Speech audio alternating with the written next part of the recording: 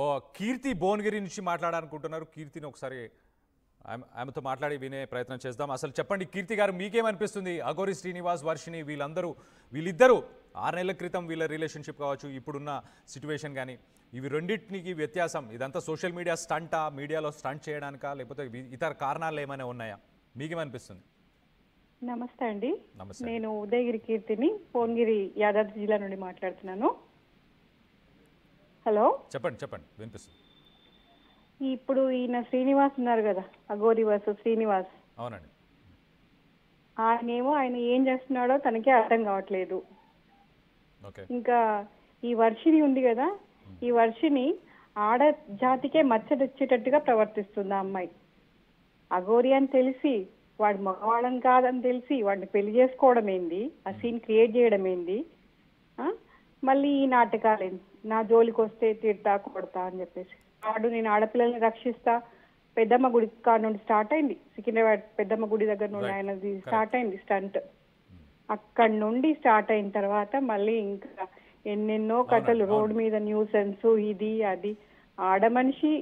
ఆడమనిషిని పెళ్లి చేసుకోవడం ఏంది, మళ్ళీ ఇది ఇప్పుడు మళ్ళీ కొత్త సీన్ క్రియేట్. మన టైం వేస్ట్ అండి. ఇంకా దేని గురించైనా మనం మాట్లాడితే బెటర్ గా ఉంటుందేమో, కానీ వీళ్ళు వేస్ట్ స్క్రాప్. వీళ్ళ గురించి మనం మాట్లాడడము, అతి ముఖ్యమైన మీ టైం వేస్ట్ చేసుకోవడం కూడా వేస్టే. వాడొక చెత్తనా కొడుకు, అదొక వేస్ట్. కీర్తి గారు, ఆడజాతికే మచ్చ తీసుకొచ్చిందని మీరు చెప్తున్నారు కదా, అసలు శ్రీవర్షినికి అర్థం కావట్లేదా? అంటే అఘోరిని పెళ్లి చేసుకోవాల్సిన అవసరం లేదు. ఎందుకు అర్థం కావట్లేదు? తను పెద్ద డ్రామా ప్లేయర్. ఏం చెప్తారు ఇప్పుడు? నేను అనకూడదు, ఒక ఆడదాన్ని ఇంకొక ఆడపిల్లని అనడం కరెక్ట్ గా అదేమో అనిపిస్తుంది, కానీ షీఈస్ 100% రాంగ్. సో వాడు ఒక ఫేక్. మళ్ళీ కొత్త న్యూ లుక్ లో వచ్చాడు కదా, ఏదో కొత్త టోపీ పెట్టుకొని, అదేదో క్యాప్ పెట్టుకొని మనల్ని పిచ్చి వాళ్ళని చేయడం తప్పితే, వాళ్ళిద్దరు మళ్ళీ ఇంకొక నెల చూడండి, మళ్ళీ ఇద్దరు ఒకటి అవుతారు, మళ్ళీ ఇంకో వేషం వేస్తారు వాళ్ళిద్దరు. కీర్తి గారు, మీరు లైన్ లోనే ఉండండి. ఆ కొత్త గెటప్, ఇప్పుడు ఆయన వేసుకున్న ఈ సెటప్, ఇదంతా కూడా ఒక్కసారి ఆ వీడియోని కూడా చూసే ప్రయత్నం చేద్దాం. అర్థం చేసుకుని మాట్లాడుకుని ఒక చోట కూర్చుని మాట్లాడుకుని ఈ డెసిషన్ అనేది తీసుకున్నాము. అలా అని చెప్పి అందరూ వస్తానంటే నేను ఎలా ఒప్పుకుంటాను? నేను కూడా రాని అన్న అలా దొరకదు, అలా రాని అని అసలు అలా రాని. ఒకవేళ వచ్చినా కూడా చంపేసి చచ్చిపోతా అంతే, ఎవరికి తక్కకూడదు. ఇంకా అమ్మని చంపేసి నేను చచ్చిపోతా, అంతేగాని శక్తులు ఉన్నాయి అంటే అప్పుడు నిద్రపోతున్నప్పుడు వెళ్ళిపోయి ఒక బండరా వేసేసి చంపేస్తాను. ఏంటిది? ఎవరు దేని కంట్రోల్ నానా? అస్సలు అలా ఏం లేదు. చాలా ఫ్రీగా ఏమున్నా సరే I have to open book, ఏదన్నా సరే షేర్ చేస్తాను. అలా ఏముండదు మా మధ్యలో. లేదు అమ్మో, అస్సలు లేదు అలాగా. టైం టు టైం అంత ముందు ఎలాగైతే ఫోన్ చేసి తిన్నావా ఎలా అయితే అనుకున్నారు, ఇప్పుడు దగ్గర ఉన్నప్పుడు కూడా అంతే ప్రేమ చూపిస్తున్నారు, ఇంకా పెరిగింది కూడా. అలాగే తనలో ఒక సంతోషాన్ని చూస్తున్నాను, హ్యాపీగా. కోపం చాలా తగ్గింది, కోపం చాలా తగ్గించుకున్నాను. అస్సలు ప్రేమ తగ్గలే, ప్రేమ ఇంకా ఎక్కువైంది. అంటే మూడు వేసినాం కదా, ఇంకా పడి ఉంటదిలే, అలా కాదు. Just happiness. మేము పెళ్లి చేసుకున్నా చేసుకోకపోయినా చాలా హ్యాపీగా ఉండేవాళ్ళం. ఆ హ్యాపీనెస్ జీవితాంతం ఉండాలి. ఏమున్నది, ఎప్పుడు వెళ్ళిపోతామో ఎవరు వెళ్ళిపోతామో తెలియదు కదా, ఎప్పుడైనా చితాభస్మం అవ్వాల్సిందే. హ్యాపీగా ఉండాలి. 4 రోజులు గడిపినా హ్యాపీగా గడిపేసి లోకాన్ని వదిలేసి వెళ్ళిపోతే చాలు. ఇంకా నాకు పాటలు రావు నాన్న, నాకు పాటలు రావు. ప్రేమ ఎంత మధురం, ప్రియురాలు అంత తీపి, అంతవరకే వచ్చి ఇంకేం రాదు. ఇంకా నేను కూడా ఇప్పుడు పాడినా కదా, ఇంకా రాదు. సరే, చాలా మంచిది. నాకు దొరికిన నా బంగారం వజ్రం. నా లైఫ్ టర్న్ అయిపోయింది నిజంగా. అంటే నేను ధర్మం గురించి, నా సాధన గురించి నాకు అదే తెలుసు. వేరే సభ్య సమాజం ఎలా మాట్లాడతారు, ఎలా ప్రవర్తిస్తారు, అలాంటివి నాకు తెలియదు చిన్నప్పటి నుండి. కానీ నాకు అంతా తెలిసేలాగా చేసింది.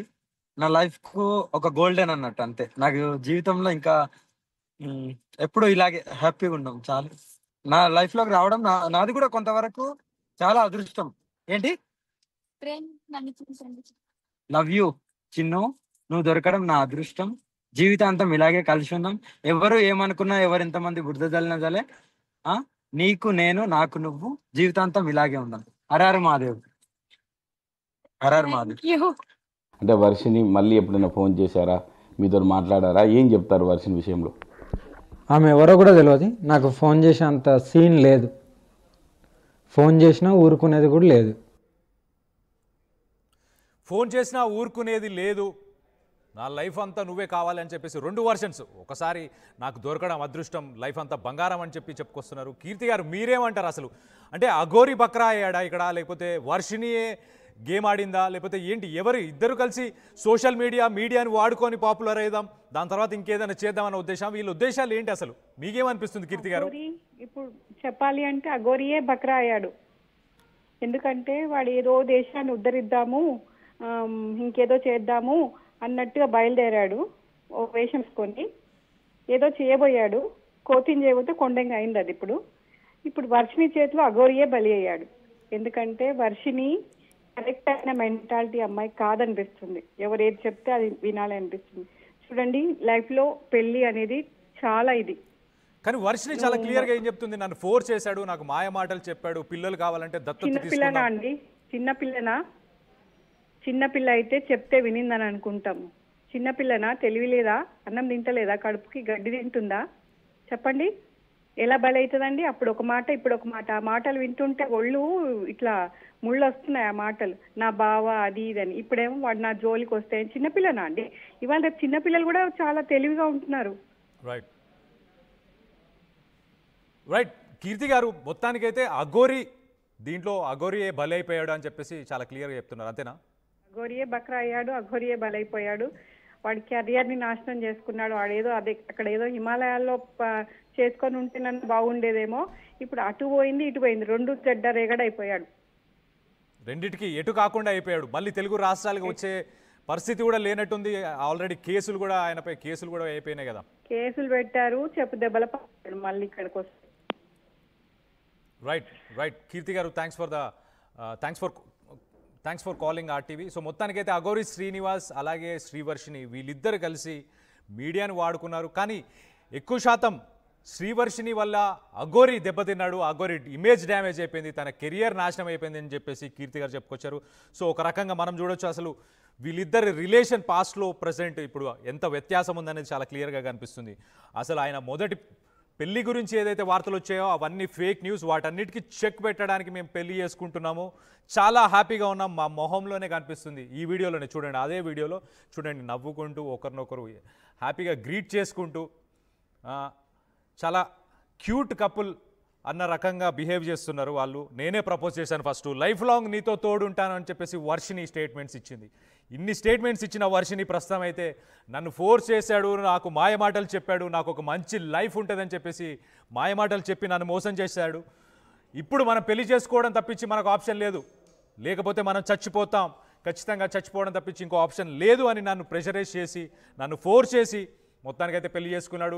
ఇతనికి లైఫ్లో ఎవరు లేరు అనే ఒక పిక్చర్ని నాకు కనిపించాడు. సో దానివల్లనే ఈయనకి లైఫ్ ఇద్దామన్న ఉద్దేశంతోనే మొత్తానికైతే నేను పెళ్లి చేసుకోవడం జరిగింది. పిల్లలు కావాలంటే పిల్లల్ని దత్తత తీసుకుందామని చెప్పేసి చెప్పాడు, నాకు మాయమాటలు చెప్పాడు, నన్ను మోసం చేశాడు, ఇప్పుడు నా జోలికి వస్తే మాత్రం మామూలుగా ఉండదు అని చెప్పేసి వర్షిని ఇప్పుడు స్టేట్మెంట్స్ ఇస్తుంది. దీనికి సంబంధించి పవన్ మనతో లైన్లో ఉన్నారు. పవన్, రామ్మోహన్ ఉన్నారు మనతో. రామ్మోహన్, బెంగళూరు నుంచి రామ్మోహన్ ఉన్నారు, ఆయనతో మాట్లాడి తెలుసుకునే ప్రయత్నం చేద్దాం. రామ్మోహన్, చెప్పండి, మీకేమనిపిస్తుంది? ఇటు అఘోరి శ్రీనివాస్ అలాగే వర్షిని వీళ్ళిద్దరి వర్జన్స్ 6 నెలల్లో మారిపోయింది. జైలుకి వెళ్ళక ముందు ఒక వర్షన్ ఉంది, జైలు నుంచి వచ్చిన తర్వాత ఒక వర్షన్ ఉంది. వర్షిని జైలుకి వెళ్ళక ముందు వీడియోస్లో చాలా క్లియర్గా ఏం చెప్తుంది అని అంటే, నీ మీద ఎంత నెగిటివిటీ వచ్చినా, ఎవరు ఎన్ని చెప్పినా నేను మాత్రం నీ చేయి విడవను, నీతో లైఫ్ లాంగ్ ఉంటాను అని చెప్పేసి వర్షిని చెప్పుకొచ్చింది. కానీ ఇప్పుడు వర్షన్ మాత్రం డిఫరెంట్గా ఉంది. ఇప్పుడు మాత్రం నా పేరు తీసిన వసే అన్నా, దాన్ని దీన్ని అన్నా కూడా మర్యాదగా ఉండదు, నీలాగా మాటలు చెప్పను, నేను చేతల్లో చూపిస్తానని చెప్పేసి వార్నింగ్ ఇస్తుంది. అలాంటి సిచ్యువేషన్, అలాంటి వ్యత్యాసం ఉంది. చెప్పండి రామ్మోహన్ గారు. హలో, చెప్పండి సార్, నేను మాట్లాడుతున్నాను.